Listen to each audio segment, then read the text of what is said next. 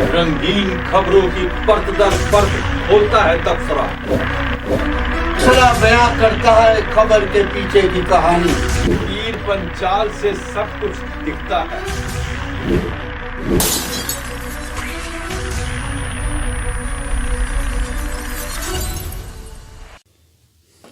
नमस्कार, तबसरा आज दोपहर तक में एक बार फिर आपका स्वागत है और मैं हूं दर्शपाल गुप्ता और मेरे साथ हैं वरिष्ठ पत्रकार सतीश वर्मा जी। सतीश जी, आज बजट पेश किया गया संसद में और जो जम्मू कश्मीर के अंदर लैंड लॉ को लेकर चल रहा है उस पर आज भी जम्मू में आंदोलन जारी है।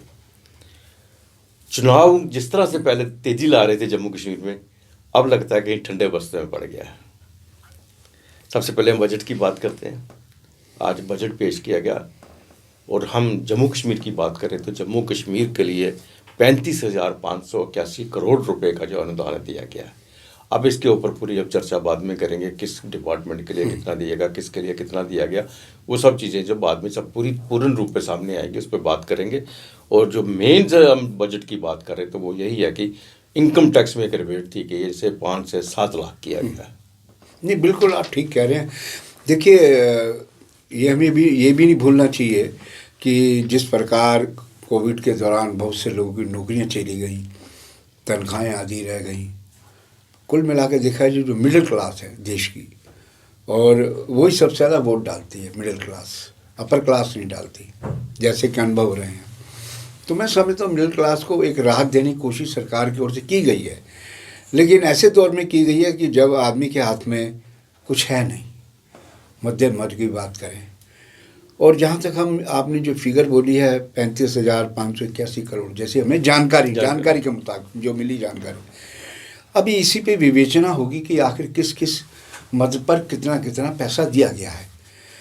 हम ये ज़रूर कहेंगे, चूँकि हमारी जो स्टेट है ये पर्यटन आधारित स्टेट है, जैसे उत्तराखंड नॉर्थ ईस्ट है, तो जैसे ही हिमाचल प्रदेश है, चूँकि मोटा जरिया इसका सोर्स ऑफ या इंडस्ट्री तो है नहीं, सोर्स ऑफ इनकम सबसे बड़ा टूरिज्म का है। टूरिज्म में हम देखेंगे कि आखिर ये कितना सरकार ने इजाफा किया है पिछले बजट की अपेक्षा।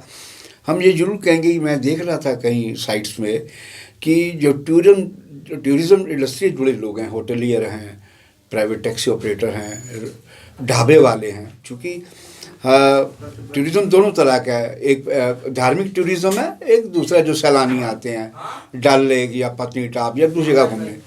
तो मैं समझता हूँ कि वो जो टूरिज़्म का जो एक हिस्सा है, पार्ट एंड पार्सल हैं, टैक्सी ऑपरेटर ख़ास तौर से, वो कोविड के दौरान उनकी बड़ी बुरी हालत रही है।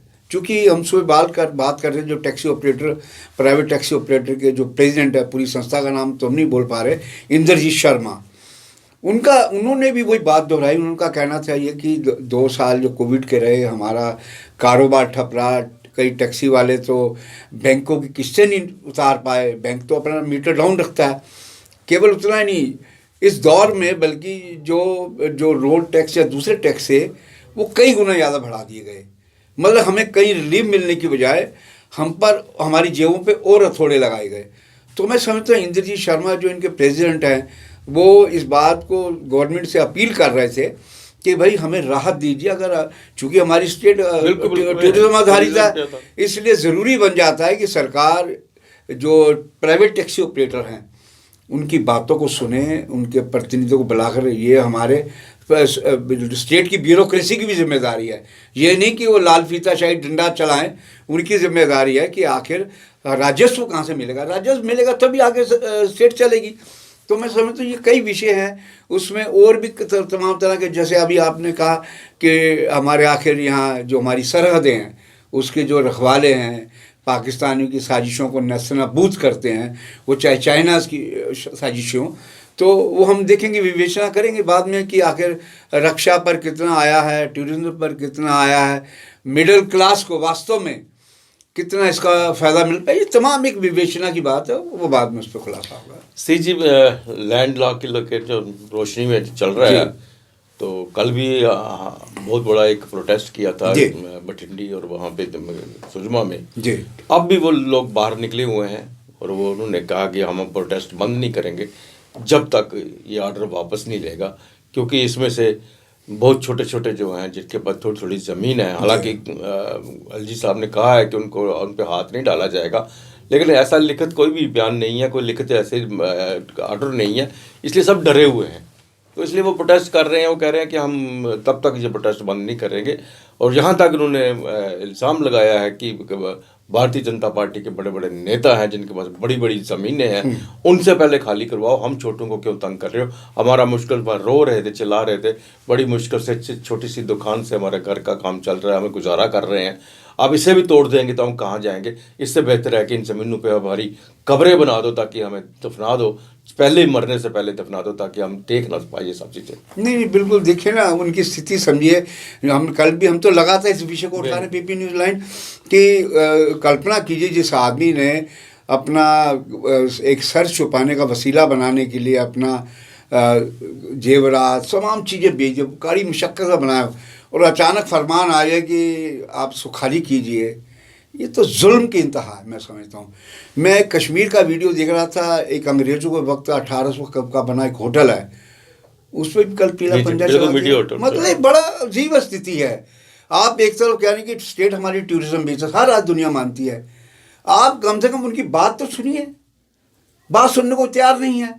तो मैं समझता हूँ कि देखिए, हम फिर कहेंगे कि लेफ्टिनेंट गवर्नर हमारे पॉलिटिकल सूझबूझ आदमी है, वो नौकरशाही के रहमो करम पे सब चीज़ें ना छोड़ दें, क्योंकि नौकरशाही कल को यहाँ चुनाव भी होने हैं, वो जिस पार्टी से वास्ता रखते हैं, ये ना कि उनके लिए कुछ चुनौतियाँ खड़ी हों, क्योंकि नौकरशाही तो देख के सलाम ठोकती है, सत्ता कल को आएगी उनकी सलामी ठोकेंगी। तो मेरा मानना ये है कि जिस प्रकार लोगों में आक्रोश है, और बठिंडी और सुंजवा की बात कर रहे हैं, सूरत हाल ये है कि अब पीला पंजाब वैसे ही निकल जाए जिस इलाके से, लोग कांप उठते हैं, पता नहीं हमारे घर की तो नहीं आ रहा है पीला पंजाब। तो आप ठीक कह रहे हैं, लेकिन इसके साथ साथ ये भी तो है, वहाँ पे बहुत से ऐसे लोग हैं जिन्हें बहुत सी जमीन है, जो एक दो कनाल नहीं बल्कि कई कार्रवाई होनी चाहिए, जो उन्होंने कब्जा किया, उनके खिलाफ कार्रवाई होनी चाहिए। हम तो शुरू से कहते आ रहे हैं कि किसी का घर ना खराब करें। अगर किसी ने कई कनाल कब्जा कर रखे हैं और उसके ऊपर कमर्शियल बड़े बड़े कॉम्प्लेक्स खड़े कर रखे हैं, उनको नंबर 1 पे पहले ध्वस्त करना चाहिए। वो वही तो कह रहे हैं लोग कि भैया हमारे तुम घरों को तोड़ने आ रहे हो, पहले जिन लोगों ने बड़े बड़े कई कनाल, सैकड़ों कनाल हैं, 10 20 5 कनाल पे लोगों ने बड़े बड़े आलीशान इमारतें खड़ी करके, उनके तरफ तो जाए।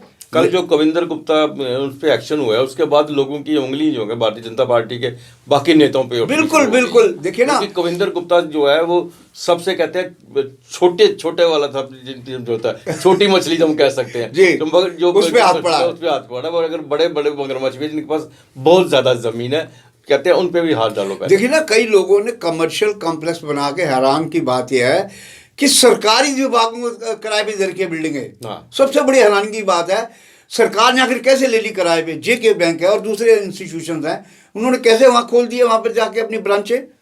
ये भी एक सवाल खड़ा करता है कि आखिर उस दौर में कौन लोग जिम्मेदार थे, कौन नौकरशाह थे। देखिए, जब मकान बनता है, ऐसा नहीं है कि मकान कोई पर्दा डाल के बन गया।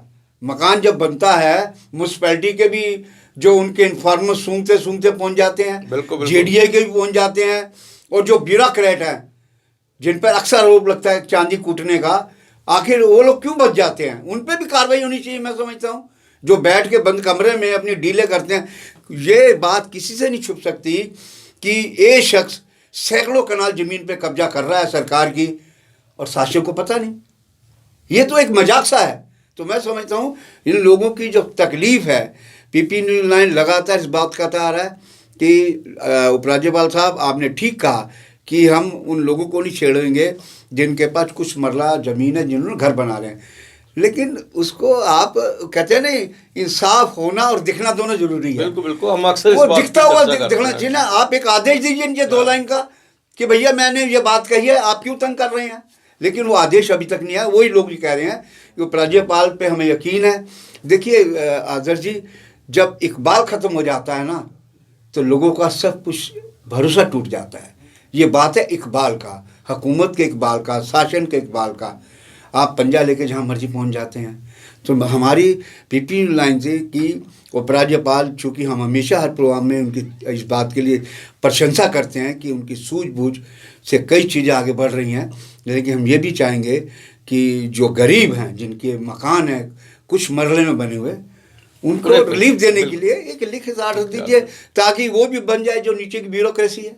जी सी जी, जम्मू कश्मीर में चुनावों को लेकर बहुत बातें हो रही थी जी। नया साल चला शुरू हुआ तो बस बातें शुरू हो गई, आपने जब चुनाव होंगे तब चुनाव होंगे, लेकिन अब ये चुनावों की बातें आहिस्ता आहिस्ता आहिस्ता आहिस्ता ठंडे बस्ते में पड़ती जा रही हैं। उसके क्या कारण हो सकते हैं? ये तो कुछ चीज़ें सामने आ रही हैं, कुछ चीज़ें नहीं दिख रही हैं, लेकिन अभी लग रहा है कि प्रशासन इतनी जल्दी चुनाव कराने वाला नहीं है। बिल्कुल, आपने ठीक कहा। हम कल ही चर्चा कर रहे थे कि इस चुनाव पे होना, चूँकि भारत जोड़ो यात्रा खास तौर से, हम जम्मू कश्मीर की बात, हमें दूसरे स्टेटों तो कोई लेना, हम पर्टिकुलर अपनी स्टेट की बात करें, जिस प्रकार का भारत जोड़ो यात्रा को यहाँ जम्मू और कश्मीर में भारी अनएक्सपेक्टेड अप्रत्याशित समर्थन मिला है, उससे कहीं ना कहीं इनकी जो चूल्हें हिल गई हैं, और इसीलिए इस तरह के तमाम बयान दे रहे हैं। ये फ्लॉप हो गई रैली, अंधे को भी दिख रहा था कितने लोग वहाँ जा रहे हैं। बयान देने से पहले भी वो नेता ये नहीं सोचते कि हम बयान किस तरह का दे रहे हैं। तो मैं समझता हूँ, और कल उमर अब्दुल्ला ने भी ये बात कही है एक यूट्यूब चैनल से बात करते हुए, कि जिस प्रकार रैली सफल हुई है राहुल गांधी की भारत जोड़ो यात्रा, हमें नहीं लगता, जो थोड़ी उम्मीदें बनी चुनाव की कि शायद अब ये चुनाव कराएं, लेकिन हम ये जरूर कहेंगे, ये हमारी स्टेट के हर नागरिक का अधिकार है कि आप लोकशाही, एक चुनी निर्वाचित सरकार लाएं, नौकरशाही से निजात दिलाएं। क्योंकि आज अगर यहाँ एक पॉलिटिकल सरकार होती तो ये जो लोग सड़कों पे मारे मारे फिर रहे हैं बारिश में, ठंड में, इनके लिए कोई ना कोई रिलीफ का गुलाम नबी आज़ाद कह रहे हैं ये टोटल फेल है, जो भारत जोड़ी यात्रा जो बिल्कुल फेल है। वो उनके लखनपुर से प्रवेश करते ही उन्हें किसी किस्म का भी कोई समर्थन नहीं मिला, सारी कुर्सियां खाली। आज उनके जो सुरूरी है, उनके मंत्री रहे हैं, उनके विराट, वो एक स्टेटमेंट दे रहे थे, कह रहे थे कुर्सियां खाली थी, सारी खाली थी। वो तो बाद में चौधरी लाल सिंह के कुछ समर्थक आए तो उन्होंने बैठे बूठे, उधमपुर में भी कुछ भी नहीं था, यहाँ तक कि रामबन में जब जहाँ उनका प्रेसिडेंट है वहाँ भी खाली सब कुछ था, कोई समर्थन नहीं मिला। और यात्रा को जो वहाँ पर जो रोका गया वो भी एक बहाना था। वो तो अक्सर उसमें उन्होंने यहाँ तक कह दिया कि वो मीर और ये वकार रसूल की दोनों की लड़ाई हो रही थी, इसी लड़ाई को निपटाने में सिक्योरिटी पर्सनस वाले लगे थे, बाकी सब बहाना करके यात्रा को ये कह दिया कि हमें सुरक्षा नहीं मिली। नहीं, देखिए वो तो कहेंगे, वो कहावत है ना, खिसियानी बिल्ली खंबा नोचे, उनकी स्थिति वही है।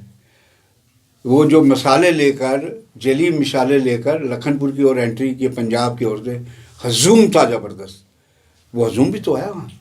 तो ये तो सरूरी साहब की मजबूरी समझ सकते हैं, सरूरी हैं या आज़ाद के 2-3 समर्थक और हैं, उनकी मजबूरी समझ सकते हैं। क्योंकि आज़ाद को जयराम रमेश ने जिस प्रकार के शब्द यूज़ किए, हम उसके पक्षधर नहीं हैं कि आप ओपनली मीडिया में कह दें कि गुलाम नबी आज़ाद जयचंद है। हालांकि नहीं, ये पहली बार नहीं, अक्सर राजनीति में जो बातें आती रही हैं, उनकी हालांकि करतूत उनकी ऐसी रही है, करतूत उनकी ऐसी रही है, बहुतों को कहा गया। तो हम समझते हैं कि ये जो सरूरी कह रहे हैं, सरूरी साहब पहले अपनी विधानसभा सीट बचा रहे हैं। अगर चुनाव कल को होते हैं, आपको भी अपनी ज़मीनी जो हैसियत है वो पता चल जाएगी। कुल मिला के देखें कि अब आप भी ठीक कह रहे, देखिए ना पिछले दिनों कितनी गर्मजोशी थी, चुनाव हो रहे हैं, अप्रैल मई में हो रहे हैं, और इस तरह का बयानात भी आए, दिल्ली से भी आए और यहाँ जम्मू कश्मीर से। देखना दिलचस्प होगा, क्योंकि संसद चल रही है, संसद में हो सकता है इस प्रकार के इशारे हों कि चुनाव कराए जा सकते हैं, या फिर सुरक्षा कारणों से चुनाव लंबित कर जा सकते हैं। ये था तबसरा आज दोपहर तक का। बाकी खबरों के लिए आप देखते रहें पीपी न्यूज़ लाइव। नमस्कार।